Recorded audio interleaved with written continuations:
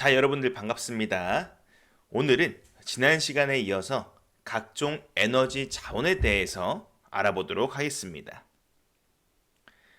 1차 에너지란 변환이나 가공을 거치지 않고 자연 상태로부터 직접 얻을 수 있는 에너지를 말합니다.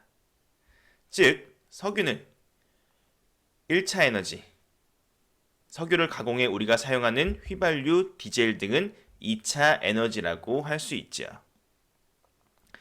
1차 에너지에는 석유, 석탄, 천연가스, 원자력, 수력, 풍력, 태양에너지 등이 있습니다. 그렇다면 전 세계에서 가장 많이 사용하고 있는 1차 에너지원은 무엇일까요? 전 세계에서 가장 많이 사용하는 1차 에너지원은 바로 석유입니다. 그 다음 석탄, 천연가스, 수력, 원자력 순으로 많이 사용하고 있죠. 밑에 있는 그래프를 보시면 친환경에 대한 관심이 높아지면서 2000년대 이후 석유, 석탄의 소비는 조금밖에 증가하지 않았지만 천연가스나 수력, 그리고 신재생 에너지의 소비량은 크게 증가한 것을 볼 수 있습니다. 그렇다면 우리나라에서 가장 많이 사용하는 1차 에너지원은 무엇일까요? 우리나라 1차 에너지 소비량 구조는 전 세계 1차 에너지 소비량 구조와 크게 다르지 않습니다. 석유를 가장 많이 사용하고 석탄, 천연가스, 원자력, 그리고 수력 순으로 많이 사용하고 있죠. 우리나라가 전 세계 1차 에너지 소비 구조와의 큰 차이점이 있다면 원자력과 수력의 소비 비중이 다르다는 것입니다. 우리나라는 천연자원이 거의 나지 않는 나라이기 때문에 원자력 발전을 많이 할 수밖에 없고 수력은 우리나라 기후 특성상 효율적으로 사용할 수 없습니다. 우리나라는 여름에만 비가 집중적으로 내려 봄, 가을, 겨울에는 댐의 수위를 유지해야 하기 때문이죠. 그럼 이 1차 에너지원들이 가지고 있는 특징들에는 어떤 것들이 있을까요? 먼저 석유에 대해서 이야기해 보도록 합시다. 석유는 1897년 루돌프 디젤이 최초의 실용적인 디젤 엔진을 개발하고 19세기 초 내연기관, 즉 엔진이 본격적으로 생산되면서 그 수요가 폭발적으로 늘어나게 되었습니다. 즉, 우리는 석유를 수송용으로 주로 사용하고 있는 것이죠.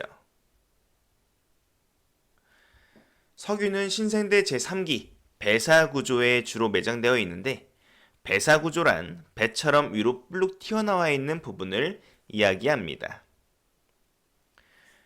고생대에는 삼엽충, 중생대에는 공룡, 그리고 우리는 현재 신생대 제4기에 살고 있으니 석유는 비교적 생성된 지 얼마 되지 않은 화석 연료라고 볼 수 있죠.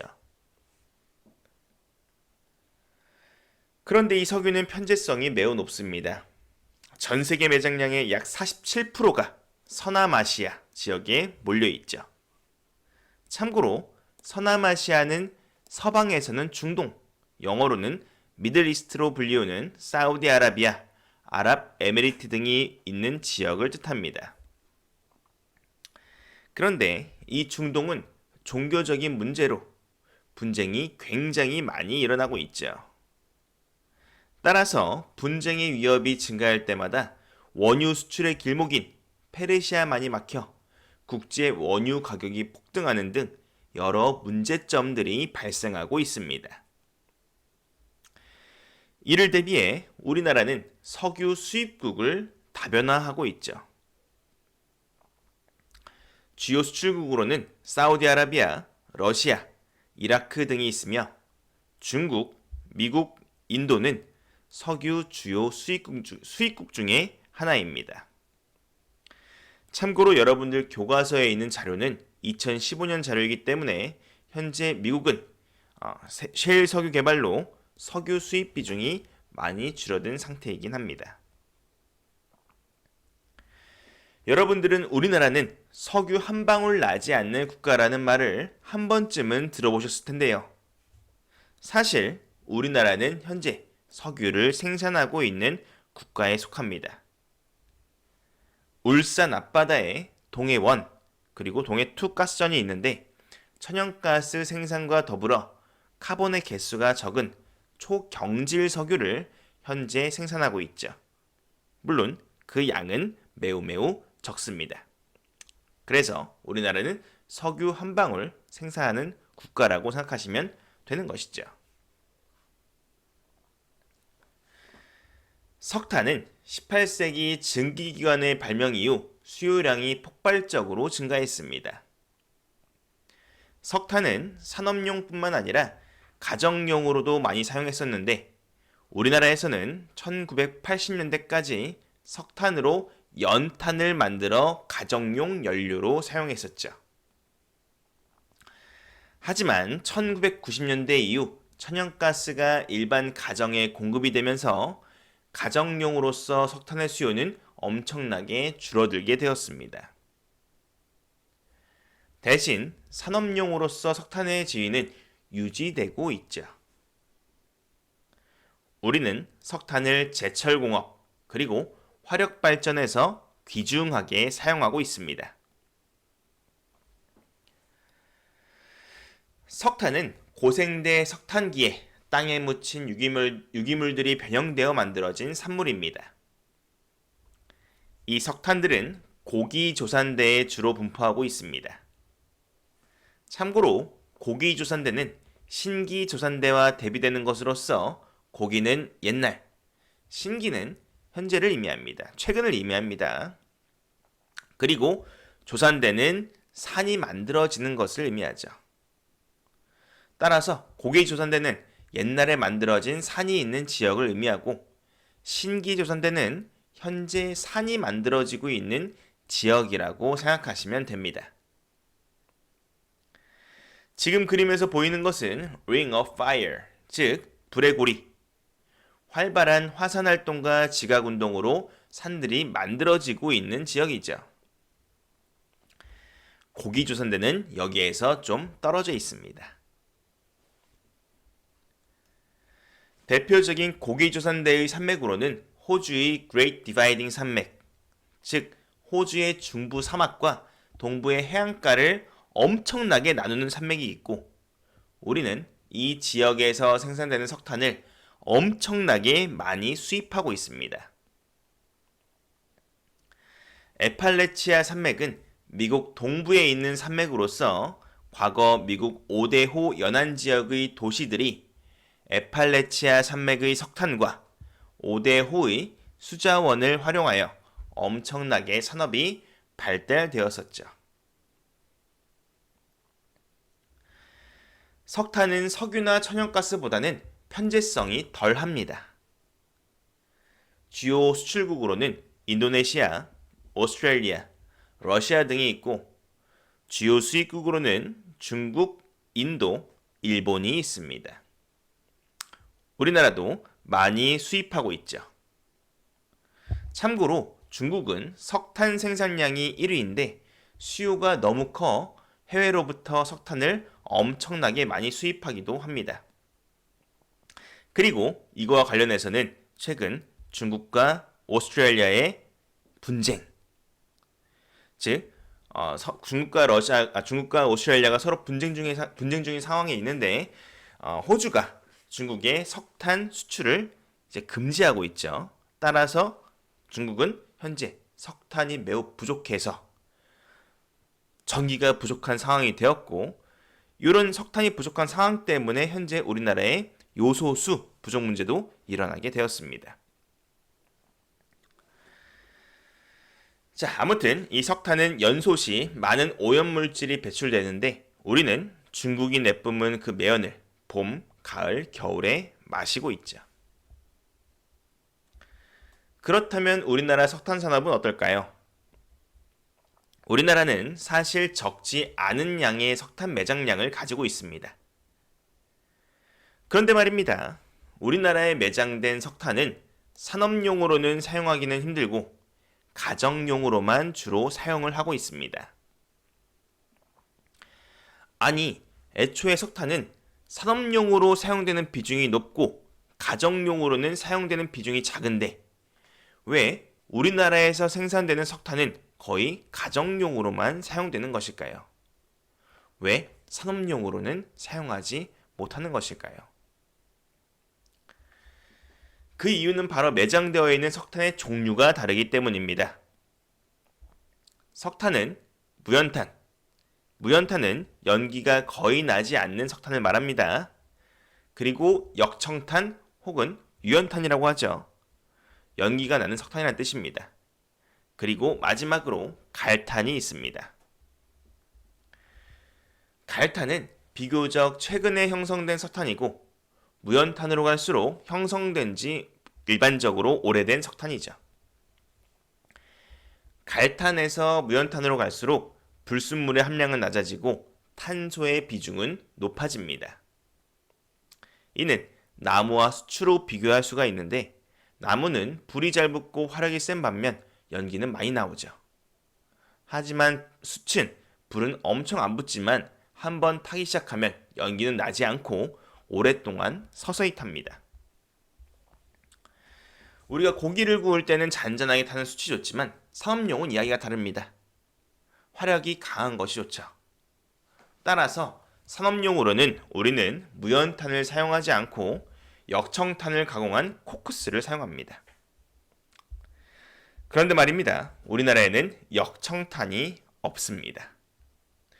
우리나라에 매장된 석탄의 대부분은 무연탄이고 저 북한 끝 아오지 지역에서 갈탄이 조금 나오는 정도죠. 우리는 현재 역청탄을 전량 수입하고 있으며 따라서 통일이 되더라도 북한에 매장된 석탄 쓸 곳이 마땅치 않아 보입니다.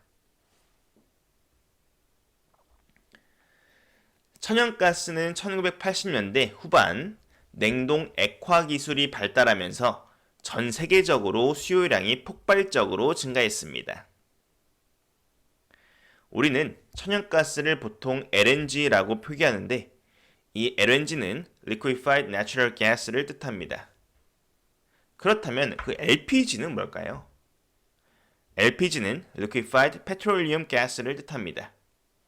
원유에서 부탄, 프로판, 가스 등을 뽑아내어 액화시킨 것이죠. 천연가스는 연소 시 다른 화석연료에 비해 오염물질이 거의 배출되지 않습니다. 따라서 가정에서 사용하기 딱 좋았죠. 응답하라 1988을 보면 이러한 시대적 상황이 잘 드러나는데요. 1980년대 후반까지 우리나라 대부분의 가정집에서는 음식을 할 때 석유 곤로라는 것을 주로 사용했었습니다. 이후 천연가스의 냉동 액화 기술이 발달하면서 우리나라 가정집은 점차 천연가스를 가정용 연료로 사용하기 시작했습니다. 따라서 천연가스는 다른 1차 에너지원에 비해서 가정용으로 사용되는 비중이 월등히 높죠. 천연가스는 가정용으로 사용되는 비중이 높을 뿐만 아니라 산업용으로도 많이 사용되고 있습니다. 그리고 그 비중은 점차 늘어나고 있는 추세죠. 천연가스는 산업용으로서 화력발전에 주로 이용됩니다. 우리나라의 경우 불과 5년 전까지만 하더라도 석탄 화력발전소가 월등히 많았지만 환경 보호에 대한 관심이 높아지면서 상대적으로 청정 에너지인 천연가스 발전소가 현재는 석탄 화력발전소보다 많으며 신규 화력발전소들은 대부분 천연가스를 사용할 예정입니다. 하지만 사실 이 천연가스 화력발전소는 석탄 화력발전소에 비해서 가동률이 높지는 않습니다. 왜냐? 비싸기 때문이죠. 이 천연가스는 보통 석유와 함께 매장되어 있는 경우가 많아 석유와 똑같이 신생대 제3기 배사 구조에서 주로 생산하고 있습니다. 그만큼 편재성이 매우 높다는 뜻이 되겠죠. 주요 수출국으로는 러시아, 노르웨이, 카타르 등이 있으며 주요 수입국으로는 일본, 중국, 독일이 있습니다. 우리는 석유, 석탄, 천연가스 없이 살아갈 수 없습니다. 그런데 이러한 자원들은 특정한 지역에 편제되어 있죠. 자원의 편제성 때문에 일어날 수 있는 문제에는 어떤 것들이 있을까요? 유럽의 수많은 국가들은 러시아로부터 파이프관을 통해 천연가스를 수입합니다. 그리고 이 유럽 국가들은 이 천연가스를 사용해 겨울 난방을 하고 있죠. 이러한 상황에서 러시아가 천연가스 수송관을 폐쇄시키면 어떻게 될까요? 난리가 나겠죠. 실제로 이러한 일이 일어났었습니다. 러시아는 천연가스를 볼모로 삼아 국가 간 갈등에서 우위를 점하려고 했는데요. 이러한 식으로 자원을 무기로 사용하는 것을 자원 민족주의라고 합니다. 자원 민족주의가 심해지면 그만큼 국가 간 분쟁이 심화되겠죠. 그리고 수많은 국가들은 자원을 더 많이 확보하기 위해 갈등을 불사하는데 지난 시간에 배웠던 카스피의 분쟁 그리고 많은 자원이 매장되어 있다고 예상되는 북극해 분쟁 또한 그 대표적인 예시라고 볼 수 있습니다. 그리고 우리는 자원 고갈 문제와 화석연료의 무분별한 사용으로 인한 환경 문제에 직면하고 있죠. 그렇다면 우리는 이러한 문제들을 어떻게 해결할 수 있을까요? 2015년 유엔에서는 지속가능 발전 목표를 제시했습니다. 이 지속가능 발전 목표는 총 17가지의 큰 아젠다로 나눠져 있죠. 경제적인 측면에서는 개발도상국에 대한 원조를 통해 빈곤 문제를 해결하고 신재생 에너지 관련 기술을 개발해 힘써야 합니다. 그리고 국가 간 협의를 통해 몬트리올 의정서, 파리 기후협약 등을 통해 지속 가능한 발전을 위해 힘써야겠죠. 특히 1987년 몬트리올 의정서는 오존층을 보호하기 위해 프론가스 사용을 전면 금지했었는데 현재 남극 주변에 크게 구멍 나 있었던 오존이 현재는 거의 다 회복이 되었다는 것을 봤을 때 이러한 작은 행동 하나하나가 환경에 얼마나 큰 영향을 미칠 수 있는지 알 수 있죠. 또한 탄소 배출권 거래제, 탄소 발자국, 그리고 푸드 마일리지 등의 제도를 통해 탄소 배출량을 감소시킨다면 지금과 같은 급격한 기후변화를 어느 정도 늦출 수는 있을 것입니다. 사회적 측면에서는 사회보장제도를 통해 소외된 사람들이 다시 일어설 수 있도록 도와주고 개인적 측면에서는 윤리적 소비 실천, 환경 친화적 소비 실천, 로컬 푸드 구매, 공정무역 제품 이용하기 등을 통해 지속 가능한 발전을 위해 노력할 수 있습니다. 마지막으로 신재생 에너지에 대해 한번 이야기를 해보도록 하겠습니다. 신재생 에너지는 신에너지와 재생에너지를 합친 말입니다. 신에너지는 새로운 에너지로서 수소에너지를 그 예로 들 수 있습니다. 재생에너지는 태양에너지, 풍력, 수력 등 재생 가능한 에너지를 말하는데 먼저 태양광에 대해서 한번 알아보도록 하겠습니다. 태양광은 일사량이 풍부한 지역, 특히 이탈리아와 스페인에서 많이 발전을 하는데 이는 사하라 사막에 있던 공기가 여름이 되면 남부 유럽으로 북상하여 거의 사막과 같이 비가 내리지 않기 때문입니다. 이 지역들은 여름에 매우 덥고 건조한 특성을 활용하여 이 시기 제철인 포도의 당도가 높아 와인 생산지로 유명세를 떨치고 있죠. 우리나라의 경우에는 전라도 해안가와 경북 내륙 지역이 태양광 발전으로 유명합니다. 전라남도 신안군의 경우 천일염으로 유명하죠. 천일염은 태양빛으로 바닷물을 증발시켜 얻는 소금인데 이 뜻은 그만큼 일조량이 이 지역에 매우 풍부하다는 것입니다. 최근 몇 년 동안 중국산 천일염이 많이 수입되어 우리나라 염전 농가가 많이 폐업했는데 이 지역을 우리나라는 태양광 발전소로 많이 바꿨습니다.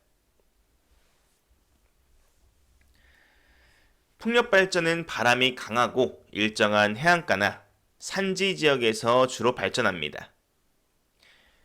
이 풍력 발전은 소음이 커 도심에서는 발전이 어려우며 덴마크 혹은 영국과 같이 서부 유럽에서 엄청나게 많이 발전하고 있습니다. 서부 유럽은 1년 내내 편서풍이 불어 풍력 발전을 하기 최적의 조건을 갖추고 있습니다. 반면 우리나라는 여름과 겨울에 풍향이 바뀌는 계절풍 지역이기 때문에 풍력 발전에 매우 불리한 조건을 갖추고 있죠. 그래도 태백산맥 지역과 제주도에서 풍력 발전을 꽤나 많이 하고는 있습니다. 수력 발전은 강수량이 많거나 빙하가 여름에 녹아 유량이 풍부한 지역, 그리고 높은 산지가 있어 낙차가 확보된 지역이 유리한데 브라질의 경우 1년 내내 강수량이 많아서 노르웨이 지역은 빙하에서 지속적으로 안정적인 유량이 공급되어 수력 발전을 많이 하고 있습니다. 우리나라의 경우 강의 초반에 말했던 것처럼 여름에만 강수량이 집중되어 수력 발전을 하기에 매우 불리한 조건을 가지고 있습니다.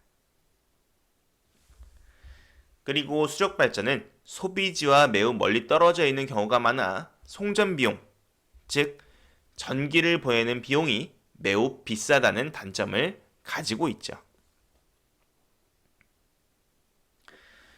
조력 발전은 밀물과 썰물의 높이차를 이용하는 발전으로서 우리나라 경기도 시화호에 세계 최대 규모의 조력 발전소가 가동 중에 있습니다. 우리나라에는 이곳 딱 한 군데밖에 없죠. 조류 발전은 밀물과 썰물의 흐름을 이용한 발전으로서 바다를 막는 방조제 건설이 불필요하다는 장점이 있지만 여러 문제점들이 발견되어 시험 가동 중이던 울돌목 조류발전소는 현재 가동이 중단되었습니다. 파력발전은 현재 각광을 받고 있는 발전 방식인데 이는 파랑의 운동 에너지 혹은 위치 에너지를 이용하여 발전합니다. 이는 입지 제약도 적고 환경 파괴에도 비교적 자유로워 앞으로 크게 활용될 가능성이 매우 높습니다. 마지막으로 우리나라 신재생 에너지 분포 위치를 보면 태양광 발전은 전라도 지역에, 풍력 발전은 태백산맥 일대와 제주도, 그리고 조력 발전은 경기도 시화호 한 곳에 위치한 것을 파악할 수 있습니다. 오늘 내용이 굉장히 많았습니다. 많은 복습을 통해서 공부를 열심히 해주시기 바랍니다. 자, 오늘 수업은 여기까지입니다. 수고 많으셨고요. 다음 시간에 뵙도록 하겠습니다.